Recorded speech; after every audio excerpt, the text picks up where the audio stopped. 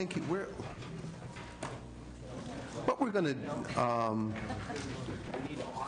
do is, while some of the members are leaving, we're going to leave the roll open.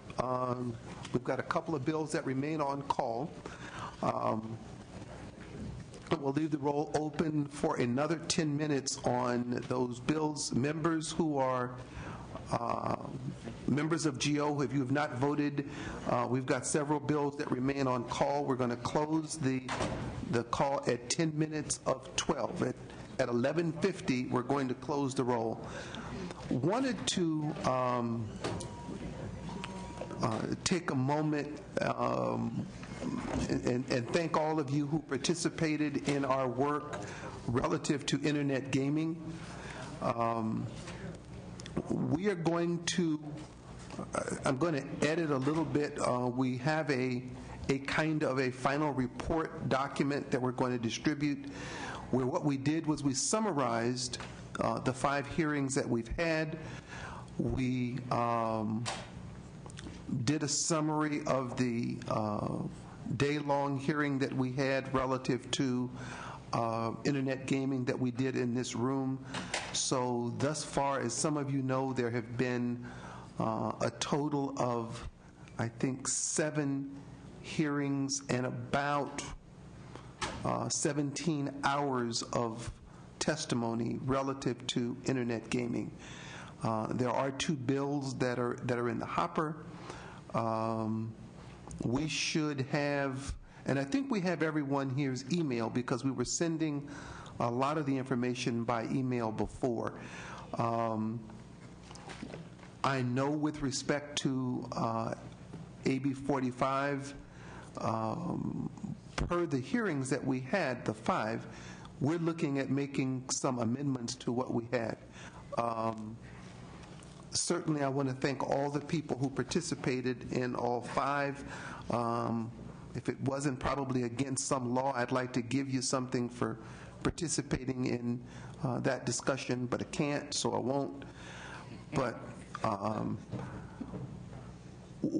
I've had some discussions with Senator Correa, and I've had discussions with different individuals supporting, in some cases, both bills or one or both bills. We're probably now, in terms of the 2 bills, much closer than we were at the beginning of the year in terms of the content of where the bills are going. At its core, I don't think that there's a disagreement about many of us wanting to have something advance in internet gaming. There are obviously some differences that remain. We're trying to resolve some of those. I think the hearings themselves shed light on a number of issues that actually help bring us closer together. We are by no means yet done, but I'm still optimistic that we will be able to fashion something that can get out of this committee in a bipartisan fashion and ultimately get to the floor. Some of you who came to all of the hearings will remember that we started off with the issue of exclusivity. We addressed that, I thought, very forthrightly, and some of that we'll make going forward. The games themselves still become a challenge. I think we're working on that, and I've seen some language that I think resolves certainly one of the issues that I heard, which was that we would use the games definition so broadly to ultimately go into banked and Class 3 games that would clearly violate the terms of all of the compacts that we have. There's no intention to do that, and we'll probably have language, certainly in 45, that strengthens that regard. As you may have heard the chair mention, I want to try to have as an architecture that's broad enough so that we're not trying to continually do cleanup legislation, and that we don't so narrowly focus what we're trying to do that we hamper the ability of the enterprise to be profitable. We're also looking at In fact, it's interesting, we just had a bill in this committee today relative to bid preferences. Certainly has been a lot of, the sucker is going in and out. There's certainly been a lot of concern as to the bid qualifications and how we do it. In one of our hearings, we had a long discussion about the Commerce Clause and the issues relative to the Commerce Clause as to how narrowly you can make it. In the justice discussions that I had last year, they were concerned about trying to make specific prohibitions, but indicated that they did not think that we would have the same kind of problem, although they were still skeptical, if we were doing preferences. We are going to certainly examine our preferences again and make sure that it is both legally defensible as well as the idea that it's something that we can make more people comfortable with. I'm going to stop for just a second. Not that this was a filibuster in any way, but I've got a member, and I want to get our official part of the hearing closed. But I'm going to give Senator a moment to look at, okay, she's got a sheet. Why don't we open the roll on the bills on call? Item number 2, SB 32, absent members Evans. Aye. Evans, aye. Hernandez. That passes 12-0. Excuse me. Item number 3, SB 39. Current vote is 7-3. Absent members Berryhill. Evans. Aye. Evans, aye. Hernandez. That passes 8-3. Item number 4, SB 67. Current vote is 10-1. Absent members Evans. Aye. Evans, aye. Hernandez. That passes 11-1. Item number 5, SB 117. Current vote is 6-5. Absent members Evans. Aye. Evans, aye. Hernandez. That passes 7-5. Item number 6, SB 416. Current vote is 6-5. Absent members Evans. Aye. Evans, aye. Hernandez. That passes 7-5. Item number 7 is our consent calendar. Absent members Evans. Aye. Evans, aye. Hernandez. That passes 12-0. Item number 8, SB 493. Current vote is 8-3. Absent members Evans. Aye. Evans, aye. Hernandez. That passes 9-3. Item number 9, SB 497. Current vote is 6-3. Absent members Berryhill. Evans. Aye. Evans, aye. Hernandez. That passes 7-3. And item 10, SB 643. Current vote is 11-0. Absent members Evans. Aye. Evans, aye. Hernandez. That passes 12-0. Thank you. So we're going to get, I hope by now, I've got a draft and I want to just work on a little bit more to look at. What I hope that people who have been interested in this will do is, let's just continue the dialogue. Again, I know we've still got an open issue relative to eligibility. I know we've still got an open issue relative to the type of game. I think there may be ways we can reconcile some of these issues. I know that some of the tribal members were concerned about the issue of not only exclusivity, but sovereignty as you participate in the game. The language that is contained in 45, I didn't tell you, I got it from the regulators who raised that concern with me relative to the ability to essentially enforce California law if there were a hiccup. But again, I certainly would be interested if there was a way around what justice says. The thing we know about lawyers is if you get 5 of them together, you'll get 5 different opinions. So I'm certainly open to hearing some other concerns. The concern they raised comes from the ability to actually have enforcement if someone is in fact a sovereign. It makes enforcement very difficult. That will also be contained in our paper that we're drafting and that we'll distribute. I hope in the next week or so that we're able to flush out as much as we can. Some things are things that we differ on. I know that, there are a number of people who were concerned about the prohibition that we were making relative to people who have been gaming in California in the post-UEJA period. Both bills contain some of that. I can tell you again, that was something that came from our own Justice Department, which is where I got it from. I recognize that gives some people a bit of difficulty. There have also been concerns raised relative to the fact that we've made playing on a non-California regulated site a misdemeanor.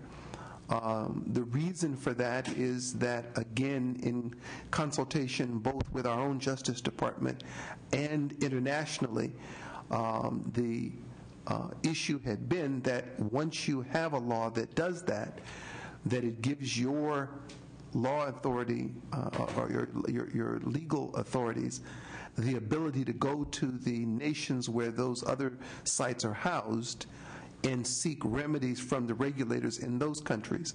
Absent there being a specific statute, you're unable to do that. So a variation of that is contained in both bills. I'm not trying to necessarily put someone in jail forever, but what we would like is the ability to have a government-to-government discussion to say that violates California law. Our experience thus far, checking with several of the European countries, the ones that made it specifically a crime did see a reduction and a cessation of that play in their countries. The ones that didn't. And so we believe, that many of the companies that have the games would reduce them.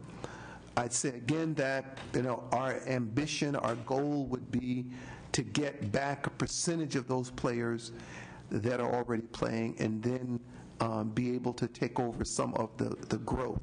So that's kind of where we are. Again, I hope certainly in the next week that we'll have kind of a summary document available.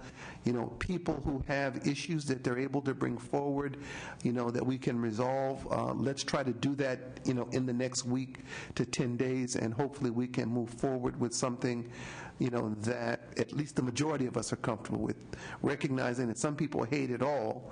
Let's just see if we can move something that gets the majority of people comfortable.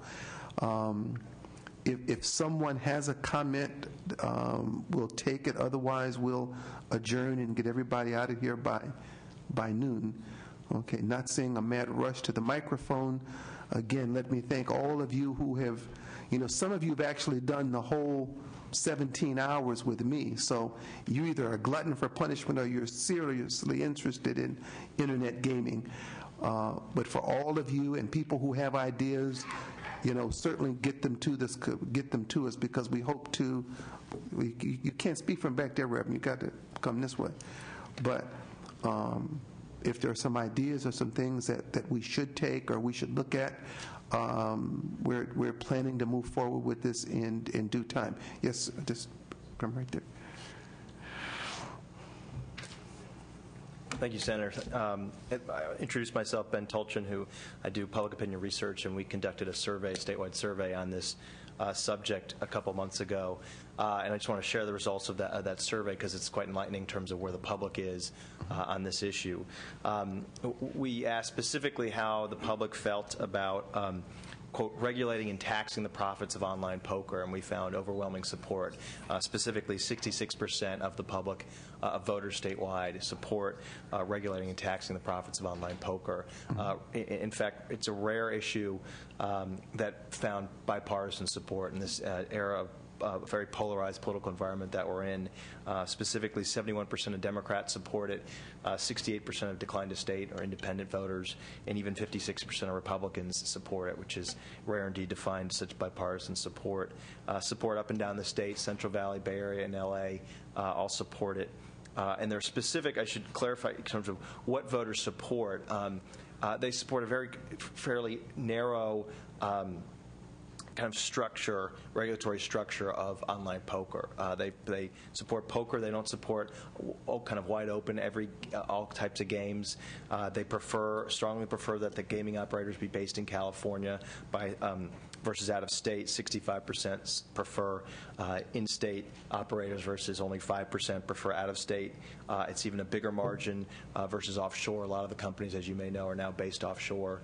76% of voters prefer in-state versus only 3% prefer offshore companies. And specifically, in terms of who would run these sites, strong preference for entities that have experience in California running existing gaming operations versus opening up the process to any sort of entity. So that's a 76% prefer those California's trusted gaming partners versus only 13% support. So why is this important? Testifying to the public's opinion support. Yeah, but again, if we put on the ballot anything for gaming, it would never. The lottery didn't get 66%. Gaming in this state is not going to be something that ever gets that. So most of what you're saying is wholly irrelevant. So what? So if I ask people, do you like this versus that? So what? People generally, if you put poker period on the ballot, it might fail. Period. The poker parlors that we have in Inglewood, in my hometown, it took 3 passes to get a poker initiative passed, and it got 52% the last time. So where are we going with this? Well, Chairman, I worked on Prop 1A and Prop 5 that legalized Indian gaming in the state. And I did too. And those passed with 60+% of the vote. So this shows that in that framework, in fact, there are strong parallels to No, but again, the thing that made Indian gaming work wasn't Indian gaming. It was that people had a concern about distrust and abuse that was done to tribes. They supported tribes. Most people didn't even take into account the gaming component that took place. Fortunately, we're not going to have to relive that, because if it were relived and the gaming element was enhanced, it may not pass today. I understand that what the survey shows is that if why don't we do that? Why don't you just give it to me? You've got it written. I'll just take it in written form, because I don't want to go through hearing a survey that you did, because I could make a survey that would say something different. It depends on how I phrase the questions. So I ain't a real big polling guy, and that's not the basis of how I do public policy. I don't do policy on polling. So I appreciate your work, but I don't really care what it says. Okay, we're happy to share the results with you. Thank you, Chairman. All right, if there are no other issues, then we're adjourned. Thank you.